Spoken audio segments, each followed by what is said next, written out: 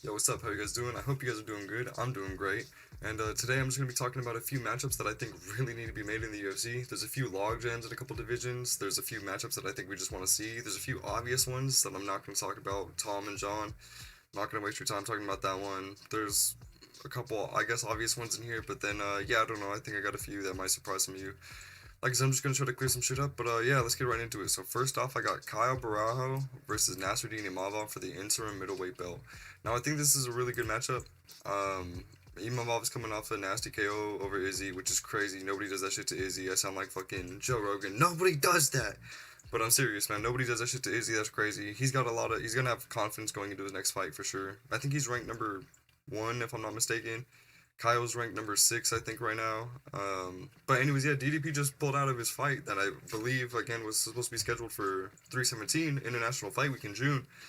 And Kyle called for an interim versus Hamza. Like I said in my last video, I don't like that, man. I don't like the him versus Hamza. Like I said, it's two potential superstars, not potential, two superstars. I guess they're really trying to build up, or not even build up, but get to the belt, man. I think like they both want the UFC wants both of them to get to the belt at one point. So I don't think it's beneficial to cancel one another out. Nasruddin Imavov, I'm sure the UFC's not too keen on getting this guy to the belt. I'm sure that they're not too hyped to have Nasruddin as a champion. You know what I mean? And plus, it's kind of the same thing with Nasruddin Imavov versus Dricus du Plessis. It's maybe a winnable matchup, but like Hamza Chimaev, I just don't. Until we see that guy falter, man, I just don't think I see anybody really beating him. So yeah, I don't know, but I would really love to see this. I think this would be a predominantly striking match. I don't really think I don't think either one of these guys has a big threat like on the ground against one another. I think it's just gonna be a striking match. I think I would probably take Kyle by TKO, but I don't know, man. That's what he's been having pop. But we see what he did to Jared Cannonier. Even though it was an early stoppage, Jared did get her on the feet, and then obviously what he did to Izzy, man. That's just definitely impressive. But yeah. So let me go to get these guys out of here. Next up, I got Mauricio Rufy, another fighting nerd. We got the Donatello of the fucking the fighting nerds versus Money Moicano. Now this might surprise a lot of people. I've been hearing a lot of Mauricio Rufy versus Benil Dariush, and to be honest, I just don't like that fight. I really don't want to see Dariush fight anybody, maybe besides like a Saint Denis or like a Joel Alvarez on the way up now, kind of. Because I mean, I think Benil's getting too old, getting too chinny, and we saw what Armin and Charles did doing back to back. There's no way that shit's healthy. He was supposed to fight Moicano, but that shit obviously got canceled on 311. Moicano stepped up, whatever. But the Money Man, I think, is a way better fight for Rufy. I think it's way more entertaining. I think he's got more of a. Benil Dariush is great on the ground, but I think Money Moicano's got more of a an aggressive kind of ground game. Especially, I mean, we saw what he did to Benoit Saint Denis. That shit was, that's crazy as well. Fucking bloodied him up, made him into a horror movie. And Mauricio Rufy, man, same thing. Like I said in my last video, he's definitely the most technical fighting nerd. He's like the most fun to watch. He's the most like he can throw from any angle, any position, and it still seems to have power. He's real technical. He can go off angles. He can move laterally. It's really entertaining to watch. I think either one, because I know the UFC probably doesn't want Moicano touching the belt after how he performed with Makachev. I'm not gonna lie. So I think this would be a great fight promotionally wise. I think Rufy has good chances of winning this. I think it'd be entertaining. Moicano is either like a finish or get finished kind of guy. There's been a few decisions, sure, but finish or get finished kind of guy. I don't know, man. A lot of people know him because UFC 300. I think this would be a good stepping stone for Mauricio Rufy. I'm not gonna lie. Even if Moicano wins, a lot of people like Money Moicano. He's got the podcast now. A lot of people are kind of tuning into him. He's got his own YouTube channel doing good. He's a personality. So I think it's good either way, man. I think it's good promotionally either way. I don't think it's gonna do harm to the promotion, whoever wins. But yo, next up, this is where I might surprise some people, but there's a logjam at 155, and I gotta try to clear some of this shit up, man. I'm not saying it's riding on my back, but like this is personally how I would clear this shit up, and I don't think a lot of people are gonna like this fight. But yo, I got JG versus Armin Sarukian for a number one contender because I think we all can agree that Ilya should be fighting for the belt. They don't want Armin to get a title shot right because of the 311 thing. Justin Gaethje just beat Rafael Fiziev, and now they might even give this guy the title shot next. But I hope Ilya just said that he was in camp. I hope they give him Islam, and then I think after that, either they do an immediate rematch with Islam if he loses, which I doubt happens, or once Ilya's out of the picture and fighting another contender, then one of these guys, the winner of this, can go fight Islam for the belt. I think that's really what you do for a number one contender match. I know people are gonna say that, you know, JG's done if he fights Armin or whatever. He's a young kid, hungry kid, good fucking wrestling, flexible as shit. I mean, until he's trying to perform in front of the Huz and then hurts his fucking back or whatever for a title fight. But you know, besides that, great flexible guy. I think this is a good fight. I think this is still winnable for JG. JG's a wrestler, bro. People forget he's a D1 wrestler. He doesn't really show that shit in the gym like that, but, bro, he's a wrestler. Plus, he's also a marauder. I feel like he could take all of Armin's best shots. I feel like he can still just walk towards him like they're nothing. He can just kind of Iron Golem his way towards Armin Sarukian. If he can negate the wrestling and the takedown of Armin Sarukian, then I think this is an easily winnable matchup for JG, but I think this shit can go either way. I know a lot of people aren't going to agree with this, but I'm telling you, I think this is what you do. And I got another 155 fight in here, and so I think that'll make a little more sense once I kind of get that going. Look, next up, I got Charles Oliveira versus Paddy Pimblett. I got DuBronx versus Paddy the Baddy, bro. I think this is another great fucking fight. Instead of doing Oliveira versus Armin 2 like we saw at 300, I think Olive's can win that, but I just don't want to see that again. I think you do Armin, JG, because right now both of those guys are on the verge of a title shot. Olives needs one more before a title shot, and so does Paddy. I say you do these two. This is, bro, they're both stars, former champions, so I mean, one guy, it's not even like Olives loses everything if he loses this. And Dustin and Max are probably already tied up. I'm pretty sure that's already locked in, or else I would have probably done Ilya Dustin and maybe Charles. I would have done this I would have done this whole thing differently. Real shit. But like, I'm pretty sure that's already locked up. And all that's really left for Paddy is Charles. I mean, there's nobody else, man. You can't give him Dan Hooker. That's not what he wants, man. You got to give him Charles Oliveira. You got to give him somebody worthwhile. He deserves it after what he did to Michael Chandler. That shit was, he finished him better than Olives did in the first fight. He finished him better than Dustin did. He finished him better than Justin did. Justin didn't even finish him. So there you go. I think, yeah, I think a lot of people are fucking onto Paddy now. I got people at work that are just casuals talking about Paddy the Baddy. So I think this is a really good fight for both of them. Whoever wins, bro, imagine if Charles wins. Well, thank you so much. Charles the Bronx, bro. Thank you so much, brother. Charles is back on, bro. If Paddy wins, Paddy's in the picture now. He doesn't even have to fight number one contender. He just has to wait, and then he gets a title shot. It's, bro, come on. This is what you do. This is definitely what you fucking make. There's no debate. All right, but yo, next, look, I got my GOAT CP. Look, we all love CP. All right, we've all been on the CP train. All right, we've all been, you know what I mean. Versus JDM, and I'm not talking cars, bro. I think we could get this in two different ways. I think if they both lose their next matchup, if JDM loses the title fight to Bilal, and then I think if Carlos loses this weekend to Ian Gary, I think you make this fight. This is an amazing fight. I think Ian Gary would definitely be still looking to climb up if he loses this weekend. Tough opposition. And then Jack Della Maddalena too, same thing. If he loses, he's gonna obviously be fighting not down the rankings, but, well, yeah, I guess down the rankings. I think we can get it like that, or even if these guys both win in whatever fashion, I mean, that'd be incredible.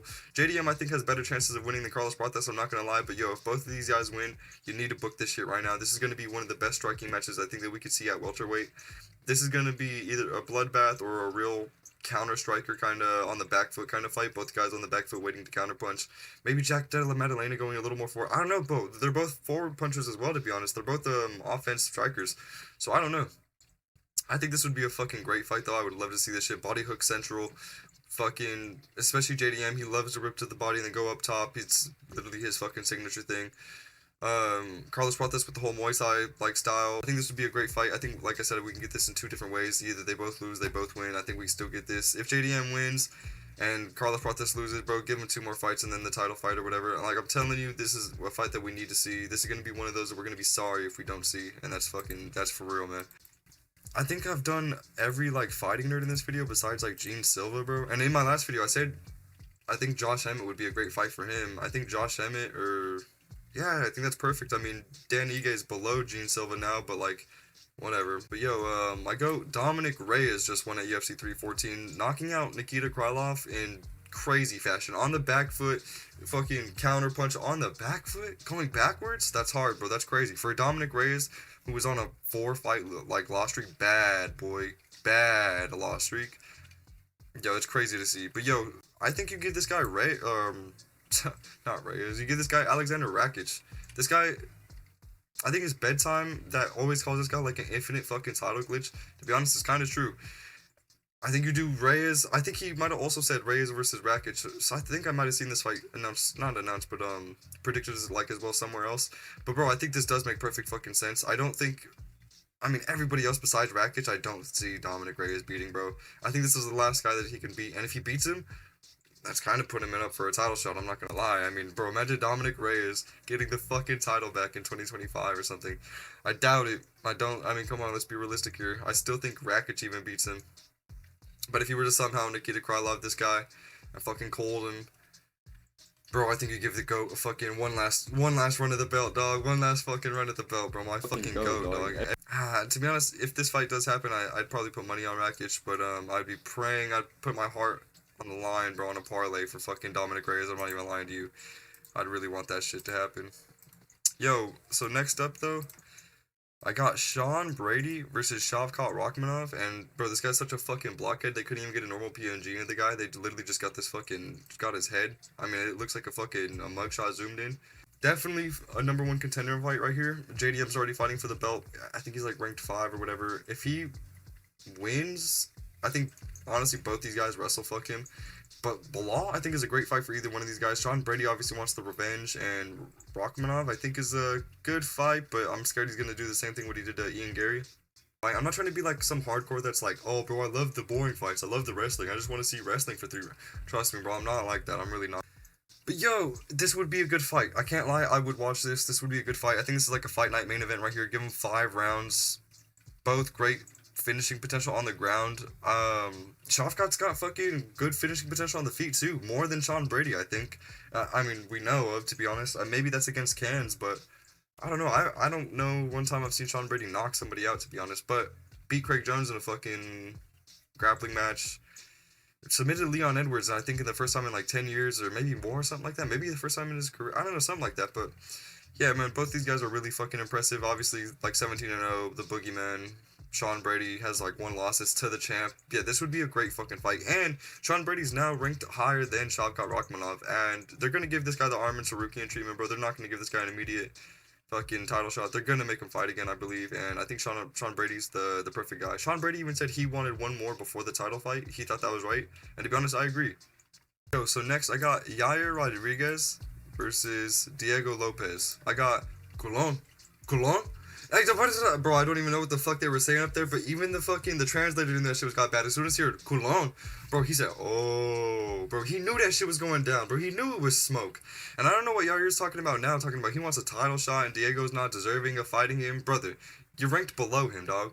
You're ranked below him. Brother just fought for the title. If you get him out of there, bro, come on. And I know it's being talked about enough, I probably don't even gotta say it to you, but there's a Guadalajara main event, like, coming up soon, I think. Bro, come on. Coulon? Bro, come on, you know we need more of that shit. We need more of that shit at the press conference. This would sell bro, this would feed families. This shit would feed families. Bro, imagine the translators trying to keep up in the background how they were trying to do at 314. They couldn't, bro. This shit would be chaos. I need this shit. It goes deeper than just these 2 fuckers, and this fight would literally feed generations, dog. This shit would be crazy. I think this fight needs to happen, bro. If Yair wins, give him a fucking title shot. Hopefully Volk's not champ if that shit happens, because we really don't want to see Volk Yair too. I think Volk's gonna do the same shit to him. If Diego Lopez wins, bro, give him maybe 1 more and then another title shot, or depending on who's champ at the time, if it's Volk again, potentially another rematch. I don't know. I say 1 more maybe then the title shot. Bro, there's so many fights that you can make after, but like this needs to happen in that Guadalajara main event. I'm not lying. This would do numbers, bro. Literally main event and maybe like a good co-main and a feature fight, and you can literally put whoever the fuck else you want on the card, from early prelims all the way up to the 4th fight on the main. You can put whoever you want. Dude, this with a good co-main and a feature, you're selling the fucking card. Next, I got Yuri Prohaska versus Carlos Ulberg, bro, and I don't think I've seen this announced or like predicted yet by anybody. Maybe Guru said this. I think maybe I seen that after the 314 pay-per-view. I think maybe Guru said this. I think he was saying he didn't really want to see this though. He'd rather see. I forgot, man. I'm not really too sure. Anyways, I do want to see this though. I think this would be good. Instead of seeing Because, bro, we know Pereira's getting an immediate rematch. Instead of seeing Yuri get colded for a third time by Pereira, or seeing Carlos off a mid performance go against Pereira undeservingly, I think you do this. I think this is crazy autism versus fucking blockhead mentality. I think this would be crazy, bro. Also, every time I look at this fucking guy, I think of Patrici. Fuck, I don't even know the guy's name. Vitor Petrino, bro, the guy that got fucking subbed by Anthony Smith and yeah, Cody Brundage or some shit like that. Yeah, bro, that shit's sad, dog. Anyway, no, this would be a good fucking fight. This would be a good fight. I think both their cardio's like good for their styles. I think Yuri would be coming at him with some wacky shit. I think he would be able to absorb it and come back with some solid counter punches. I don't think he'd be on the back foot either. I don't think Yuri would be able to press him up against the cage or something. He's usually an offensive fighter himself. Yuri Prohaska, I don't really want to see this guy fight for his title. I think getting colded back to back for fucking Alex Pereira isn't a good look. I mean, this can't be good for your chin, obviously, either.